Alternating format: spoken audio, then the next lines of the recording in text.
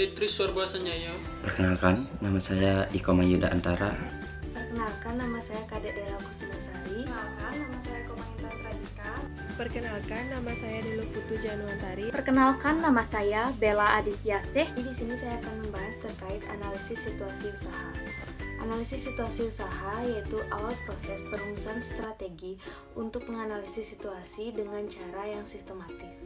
Adapun analisis yang pertama yaitu kekuatan. Nah, banyak sekali peluang usaha kita untuk menjadi seorang wirausahawan dengan cara menjual kreativitas dan seni yang saat ini diminati oleh masyarakat. Adapun produk kami ini memiliki nilai kreativitas dan juga seni yang dicari-cari. Harganya pun juga yang kami tawarkan cukup terjangkau. Yang kedua yaitu ada kelemahan. Adapun kelemahan dari rencana bisnis kami yaitu terkait modal dan waktu pembuatan. Modal yang kami miliki saat ini masih kurang, serta waktu pembuatan kami juga masih terbatas karena saat ini kami semua tengah menempuh pendidikan. Yang ketiga yaitu peluang. Terkait produk yang kami jual ini yaitu Flower Frame, saat ini masih jarang ditemukan di daerah Singaraja. Maka kami meyakini produk yang kami tawarkan di masyarakat ini nantinya akan diterima dan banyak peminatnya. Yang keempat yaitu ancaman. Ancaman yang terdapat pada rencana bisnis kami yaitu pesaing yang menjual produk yang sama seperti kami. Profil usaha yang diusulkan. Usaha kami ini termasuk dalam bidang kerajinan tangan dengan nama Flower Frame. Usaha kami berdiri pada tahun 2020 dan didirikan oleh 6 orang. Produk Flower Frame adalah produk yang menjual nilai estetika dan diminati semua kalangan, nantinya bisa digunakan sebagai hadiah ulang tahun atau yang lainnya. Nah, produk ini dirancang dari bahan kayu dan kaca, kemudian akan dihiasi dengan menggunakan bunga kering. Kami memilih produk ini karena kami menyadari bahan yang kami gunakan ini mudah didapat dan juga ramah lingkungan. Bahan yang kami gunakan yaitu kayu, kaca, dan juga bunga. Kayu yang kami gunakan adalah kayu sisa pengrajin yang tidak digunakan. Kemudian untuk bunga itu sendiri kami menggunakan bunga kering sehingga pengeluaran yang dikeluarkan lebih sedikit. Jadi harapan kami terhadap produk Flower Frame ini agar produk ini dapat berkembang dan juga berinovasi lebih menarik lagi sehingga dapat bertahan dan bersaing di pasaran. Adapun aspek-aspek usaha, yang pertama aspek teknis dan teknologi, yang kedua aspek pemasaran, yang ketiga aspek manajemen, dan yang terakhir yaitu aspek ekonomi dan keuangan. Pada kesempatan kali ini saya akan membahas mengenai aspek teknis dan teknologi yang digunakan dalam pembuatan produk Flower Frame ini. Yang pertama yaitu lokasi usaha. Jadi, lokasi usaha untuk penjualan produk ini utamanya dilakukan di wilayah Singaraja dengan melakukan penjualan secara online berdasarkan pesanan konsumen. Kemudian yang kedua, alat dan bahan yang digunakan dalam pembuatan produk ini mencakup yang pertama yaitu gergaji adu sebagai alat untuk memotong kayu yang merupakan bahan utama dari frame. Kemudian yang kedua, pemotong kaca untuk memotong bagian kaca untuk frame. Kemudian yang ketiga, penghalus kayu berupa amplas. Kemudian ada lem kayu, triplek, serta bunga kering atau bunga layu yang digunakan sebagai hiasan daripada produk ini. Selanjutnya yaitu proses produksi barang. Jadi tahapan atau alur produksi dalam pembuatan produk ini kami bagi menjadi 3 tahapan. Yang pertama yaitu tahap penyiapan bahan baku dan alat. Yang kedua yaitu tahap pengolahan bahan baku. Dan yang ketiga adalah tahap pengemasan produk Flower Frame sebelum produk tersebut dikirim kepada pihak konsumen.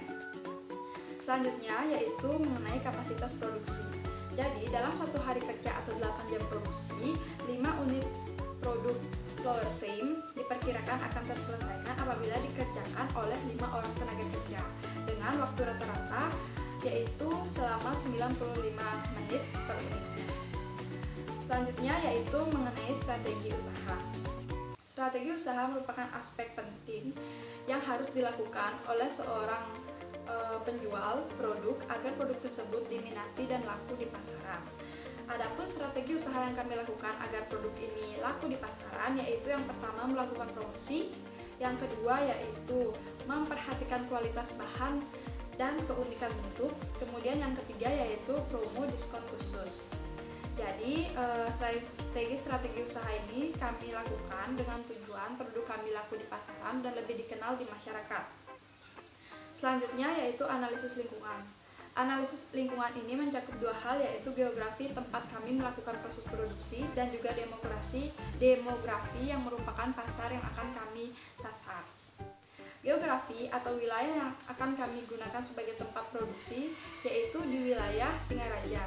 Mengapa? Alasannya yaitu adalah di wilayah ini atau di Singaraja kami dapat menemukan alat dan bahan yang digunakan untuk pembuatan produk dengan mudah. Kemudian demografi atau pasar yang ingin kami sasar yaitu adalah seluruh lapisan masyarakat, utamanya remaja hingga dewasa. Sekian presentasi dari saya memohon maaf apabila terdapat paham kata, selanjutnya akan dipresentasikan oleh teman saya. Terima kasih. Baik, saya akan menjelaskan tentang aspek pemasaran. Nah, adapun bagian-bagian dari aspek pemasaran yaitu yang pertama, jenis produk. Adapun jenis produk yang kami buat, kami beri nama flower print, di mana produk flower print ini merupakan salah satu produk yang menjual nilai estetika dan diminati oleh semua kalangan. Nah, di mana produk ini dibuat dari bahan yang terbuat dari kayu atau material lainnya dan dihiasi dengan bunga kering atau tanaman khas lainnya yang sudah tidak digunakan lagi. Nah, yang kemudian ada kegunaan produk. Jadi kegunaan produk ini dapat digunakan sebagai hadiah atau gift, baik itu hadiah untuk ulang tahun, untuk pernikahan, hadiah untuk anniversary atau hadiah untuk graduation, wisuda dan lain sebagainya.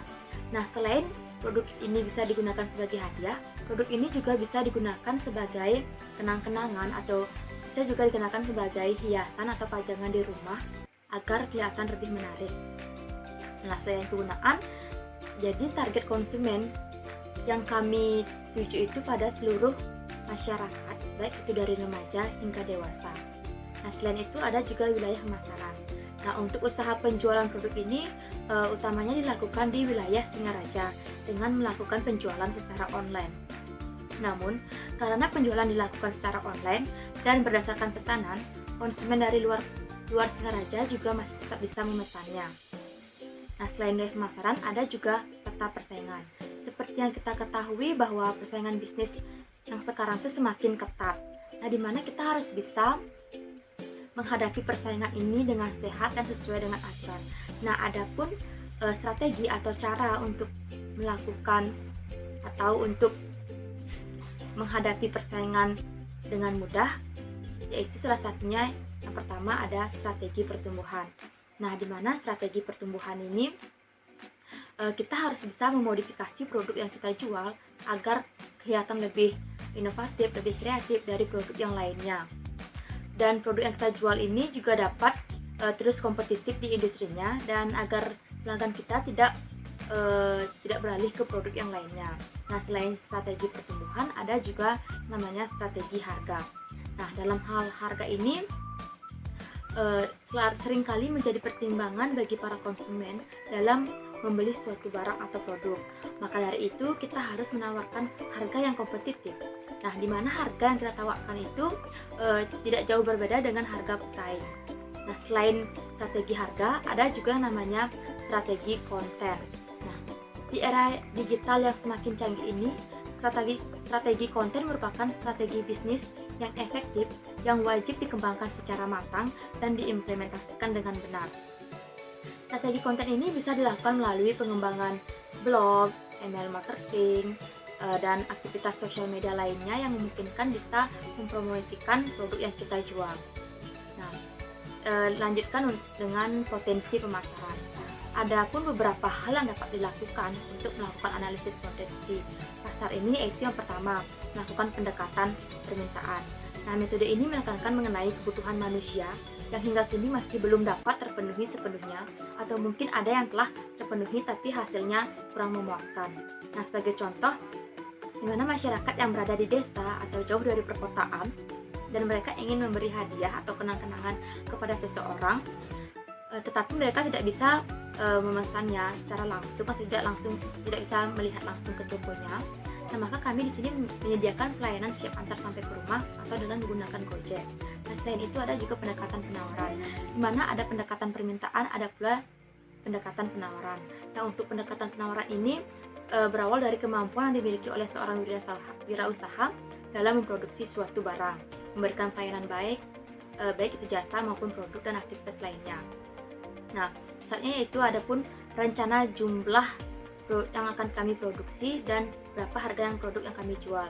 Nah, untuk jumlah yang akan kami produksi rencananya dalam satu hari kerja yaitu 8 jam produksi, sebanyak 5 unit flower frame diperkirakan akan terselesaikan jika dikerjakan oleh 5 orang anggota atau tenaga kerja. Namun dalam memproduksi ini tergantung pemesanan dari konsumen. Jika ada yang memesan baru akan kami siapkan atau buatkan. Nah, untuk harga produk flower frame ini tergantung dari desain atau request para konsumen dan harganya itu mulai dari Rp50.000 aja. Baik, sekian tentang aspek pemasaran yang dapat saya jelaskan. Terima kasih. Di sini saya akan melanjutkan presentasi dari rekan saya, yaitu mengenai aspek manajemen, di mana aspek manajemen memiliki beberapa submateri, yaitu yang pertama bentuk usaha, yang kedua struktur organisasi, yang ketiga tenaga kerja, dan yang terakhir yaitu deskripsi pekerjaan. Nah, yang pertama yaitu mengenai bentuk usaha, di mana bentuk usaha yang dipilih yaitu persekutuan firma, di mana persekutuan firma tersebut yaitu persekutuan antara 2 orang atau lebih untuk menjalankan suatu perusahaan, di mana dengan memakai nama bersama dan tanggung jawab yang disebut dengan tanggung rentang, di mana tanggung rentang tersebut yaitu salah satu sekutu dalam firma ini memiliki utang, maka akan ditanggung oleh seluruh sekutu tersebut. Nah, selanjutnya itu mengenai struktur organisasi. Struktur organisasi yaitu yang terdiri dari yang pertama pemilik, di bawah pemilik terdapat bagian akuntansi, yang kedua itu bagian produksi, yang ketiga bagian pemasaran, dan yang terakhir yaitu bagian distribusi.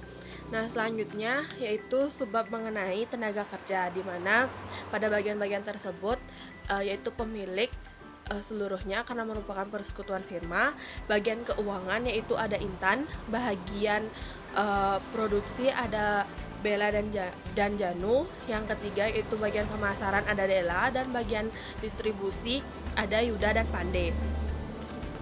Selanjutnya mengenai deskripsi pekerjaan, di mana dalam deskripsi pekerjaan ini ada empat bagian yang tadi pada struktur organisasi, yaitu bagian keuangan, bagian produksi, bagian pemasaran, dan bagian distribusi.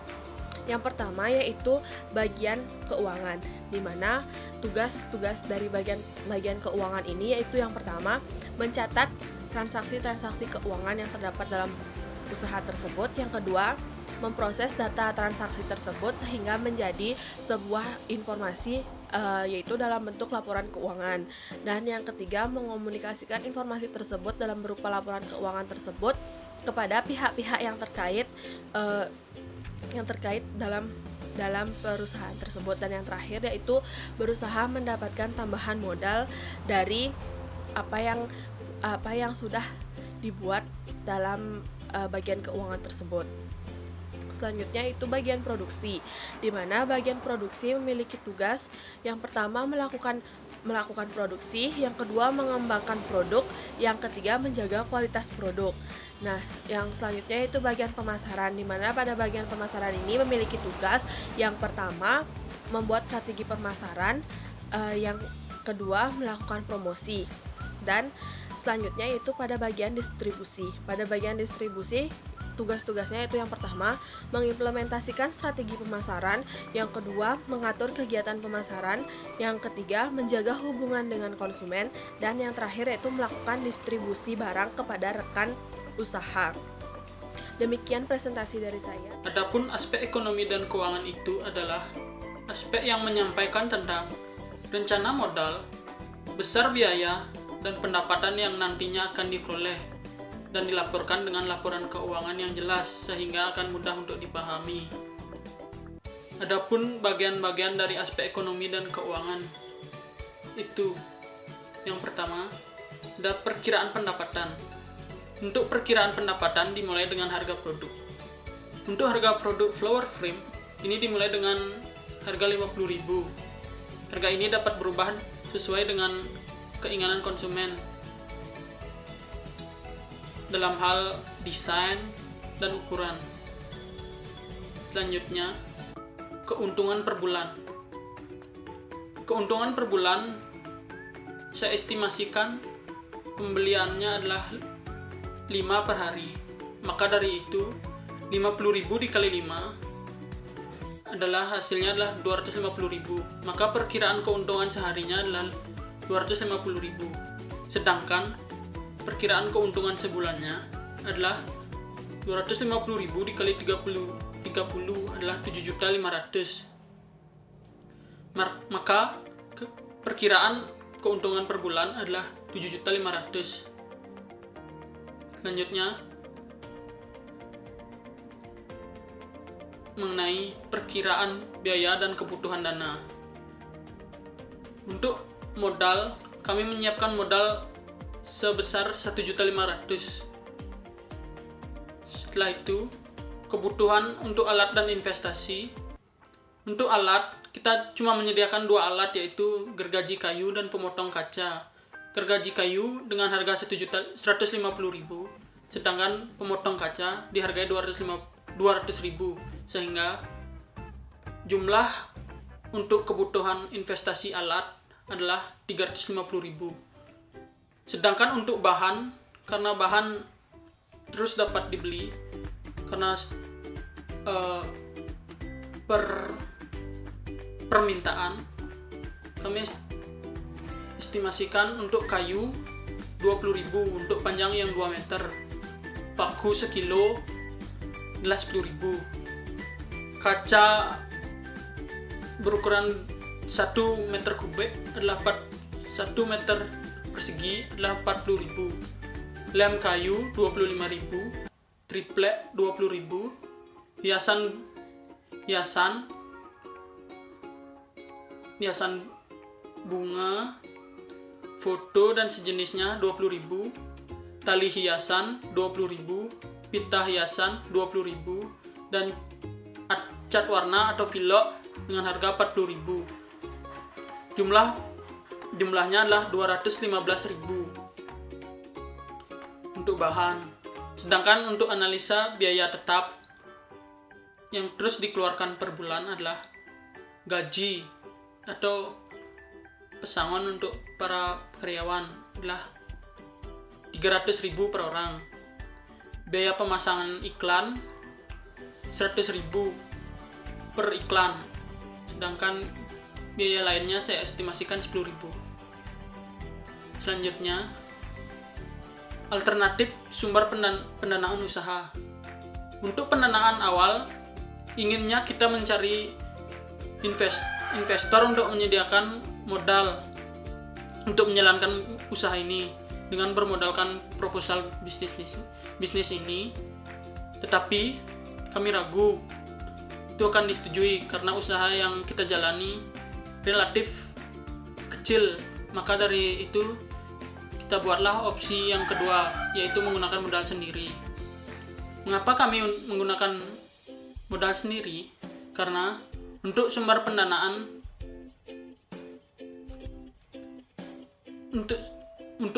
sumber pendanaan ini lebih aman dan lebih mudah dibandingkan pinjaman bank dan lainnya. Karena alasan supaya tidak dikena denda, pajak, dan kerugian jika berhutang. Manfaatnya menggunakan modal sendiri. Jika kita berhasil mendirikan usaha, kita akan merasakan manfaat maupun kerugian, bukan orang lain atau perusahaan lain. Sekian pemaparan materi dari saya. Kemudian untuk selanjutnya, adapun keterbatasan yang kami hadapi dalam proses pembuatan proposal ini, yaitu yang pertama modal. Dengan kurangnya modal, maka dari itu kami berkeinginan untuk memanfaatkan barang-barang bekas yang sudah tidak digunakan lagi agar bisa menekan biaya pengeluaran dari kami. Walaupun kami di sini masih menggunakan barang-barang bekas, kami masih tetap memperhatikan kualitas dari barang tersebut. Kemudian keterbatasan waktu juga menjadi kendala kami saat ini, yang dimana kami harus membuat pesanan dari konsumen setelah jam perkuliahan berakhir, sehingga dalam proses produksi kami belum bisa memaksimalkan setiap harinya.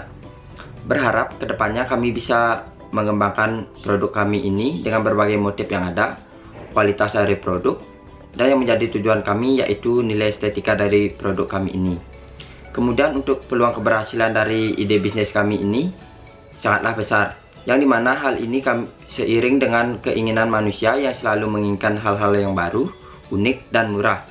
disertai dengan teknologi yang mampu menyebarkan informasi sekaligus mempengaruhi konsumen, yang membuat Flower Frame mendapat tempat dalam menjalankan usahanya. Kemudian kami yakin usaha kami ini akan berhasil setelah melihat peluang, minat, dan juga keuntungan yang akan didapat. Kami menjadi lebih bersemangat jika usaha ini akan terus berlanjut. Demikian rancangan ide bisnis dari kami. Semoga dapat menjadi acuan bagi Bapak atau Ibu dosen untuk menerima rancangan ini. Mohon maaf apabila kami ada salah kata. Akhir kata, kami ucapkan terima kasih kepada Bapak atau Ibu dosen yang sudah membimbing kami selama ini. Akhir kata, kami tutup dengan para Santi. Om Santi Santi.